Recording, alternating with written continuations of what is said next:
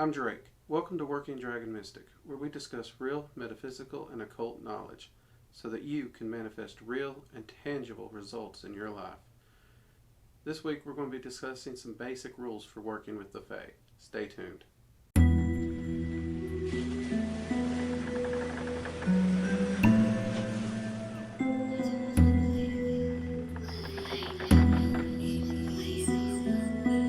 Okay, this week I'd like to cover a topic I've been getting a lot of questions on. People have been asking me about working with the Fae, and they've heard that there are certain rules or behaviors that are needed to be followed to do so safely. So this week I actually want to go ahead and cover the general basic rules. There's a lot of people who will agree and disagree on what these rules should be. So if you go looking for them, you will find different sets. So what I did over my years is I have collected the most common rules to follow. And over time, I distilled all that down to a set of rules that, honestly, I'd say 99% of the time, if you follow these rules, you should have no issues working with the Fae as long as you practice a little caution and you're smart about your actions. Which, that goes for any magic. So let's go ahead and get into these, because there are a few of them, and we're going to try and talk and discuss them to some extent. Now, the first one that comes up is never eat any food or take a gift that the Fae give you. Now, this rule comes into play because the Fae are very, very big on if you owe someone something. And if you take a gift, you might be signing a contract in Fae law that says you owe that Fae a favor or something in return. And the same thing with the food. It does work as a gift, though in many legends it actually says if you eat the food of the Fae realms that you can actually end up trapped there. I've actually made a point to never eat the food in the Fae realms. So I can't confirm nor deny this. I've just played it on the safe side and didn't eat while I was there. And when I say there, I do mean through soul travel. Also, I do not accept any food from any Fae that I do not trust fully and do not know very well. And when I mean very well, I will work with a Fae for probably a year before I would remotely accept something from them, whether it be a gift or anything. So that is one of the caveats here. Once you've built a trusting relationship with the Fae, and I do mean a specific Fae, just one, then you can begin to trust that Fae at your own caution. And your comfort level of caution is going to be different than mine. Everyone's going to have their own. So yeah, do not accept food from the Fae or any gifts, because you could be basically saying, I owe you something now. And to them, there's no level. So if you owe them something, they can call in that favor, and that's it. You don't get a second opinion. Now, one big one amongst the Fae is never give them your full, real name. Names have power, especially in the Fae realms. And to give the Fae your full, real name actually gives them power over you. And at that point, there's nothing you can do about it. So never give the Fae your full real name. This is oftentimes where the old rule of a magical name comes from, not only to create a persona, but to create a name that's separated from you, that's not your actual true name, and a name that you can utilize through the realms to prevent this exact thing. So if you want to work with the Fae, create a name specifically for working with the Fae to protect your name, okay? Now this is a good one I hear a lot and people don't really fully understand it. Never stand in a fairy ring. Now what a fairy ring is you'll find mushrooms, grass, some natural formation in nature growing in a perfect ring. There's a lot of scientific reasonings why this might happen, and that's true. They do actually operate as a strong link to the fairy realms. And they can and do function as gateways. Now, if you're standing in that, since the veil is very, very, very thin between our realm and the Fae realms, in these spots, the Fae could view you as trespassing. Now, many things could happen in this light. They could just put some kind of a magic on you to cause you misfortune, bad luck, make you confused, all kinds of weird little things would happen. In some cases, one might even follow you home to continue to torment you in your own home. Since you trespassed on their land, they now have the rights to trespass on yours. Again, that Fey law coming into play. Now, in many legends, these portals or gateways are actually said to be, if you stand in them, that the Fey will sweep you away off into the Fey realms and kidnap you never to return. I've never actually encountered that situation or seen it to be true, but by and large, do not go uninvited or recklessly into these circles and treat them disrespectfully. And be mindful if you do step into them. Passing through is one thing. If you just step through, passing through, that's one thing. The Fae will notice you're traveling. But if you stop, stand, and actually hold your position there, that's where the catch is. And a lot of people will enjoy meditating in these. And if you don't already have connection with the Fae or something, you could be viewed as a trespasser. Be aware of that. And that's why it's generally said don't stand in a Fae or fairy circle. Another big one is never be rude to the Fae for any reason. That is to them, it's an insult. They're a very proud group of beings. And if you're rude to them, that again opens them up to retaliate. And again, that retaliation doesn't really have a level meter to it. So they can retaliate as they see fit. Which means they could be rude to you, they could insult you, they could curse you, they could torment you.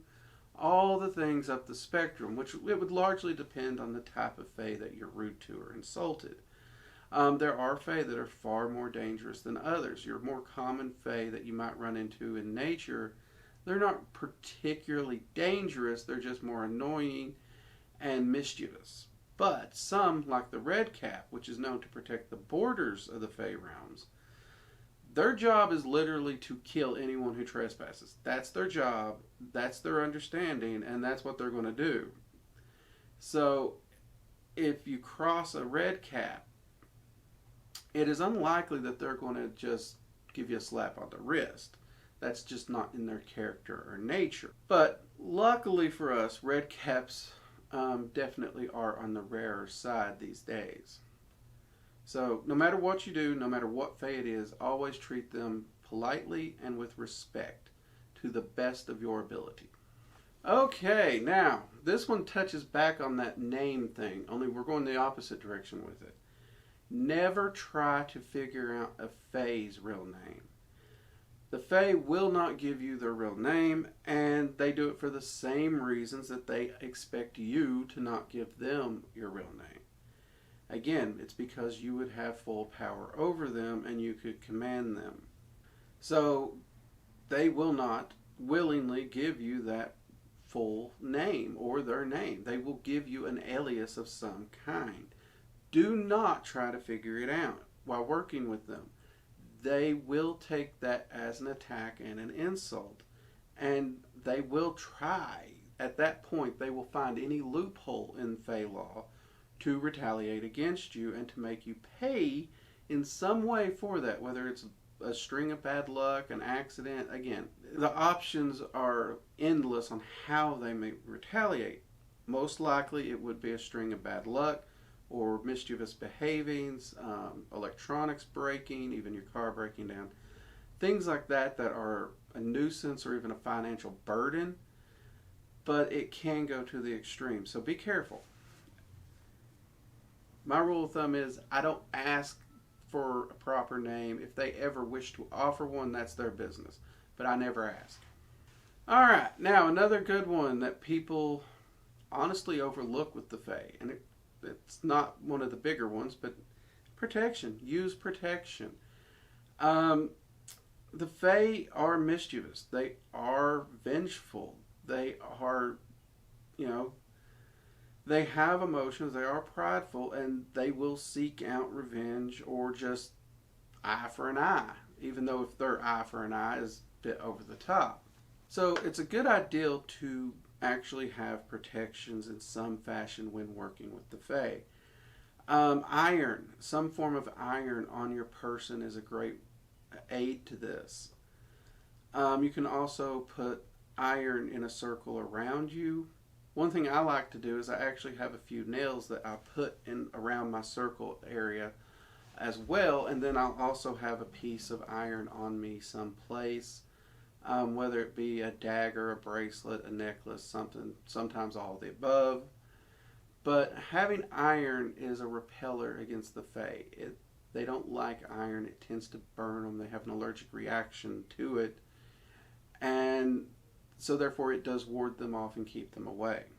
Now that said, you can also use your traditional magical circles to help hold them at bay. So by all means, check out our basic circle casting video and our grounding and shielding video. Both of those are things I would use anytime working with the Fae if you do not already have a circle casting in your practice. Also, in line with the protection, when working with the Fae, after your ritual is done, make sure you cleanse the area and clean it out to make sure if they sent any lingering energy to cause mischief with you and cause you some problems, that you clear that away afterwards, because they are known to be tricksy and sly, so it's not unlike them to position energy outside your protections, and as you close the ritual it still lingers, and then your protections come down. So after your rituals and any working with the Fae, make sure you are doing some kind of energetic cleansing to cleanse the area around you for that. And we do have videos here on this channel on how to do that as well. I'll make sure it too is linked up in the cards. Alright, now the big one. And this is one I see get people in trouble a lot. Always ask, never demand. A lot of people, when they're working with Fae, they try to view these as spirits that are to be dominated or commanded. And they approach them with this authority that they feel is going to help them get respect, or somehow that authority will protect them. The truth is actually the opposite. If you start going in and making demands, not only are you going to insult the Fae, which we've already said don't do, but it is viewed as a challenge, and a challenge is to be met. Again, you got these old Fae laws. So if you challenge, so to be challenged, the proper course of action amongst the Fae is to answer the challenge. And it actually looks bad on their part if they don't answer the challenge. And to that extent, they will in turn come back at you forcefully in some way. And this is usually in some form of magical or energetic method that they're going to lash out at you. Now again, there are Fae that are going to lash out in far harsher ways. There's going to be Fae that just, cause you a little stream of bad luck or a little bit of chaos around the house for a week or two. But this is never a good thing to do, because if you challenge one, you can actually be viewed as challenging a whole group or family of Fae. And that's where people really get in trouble, because if the Fae want to fall back onto that, they can drag multiple Fae into that. Now you've got yourself into a real hurt, because it's you against however many buddies they've brought in. So make sure when you're approaching them to get help and aid, you're asking respectfully, you're discussing, you're never demanding or telling them what to do. So pick your words carefully when working with the Fae. Now, one thing I would like to make note here is, a lot of the smaller, more common Fae, they actually enjoy humans. And because of that, that's why it's easier to find them closer to our realm without having to journey into the Fae realms. That said, you will encounter types of Fae that don't like to be found.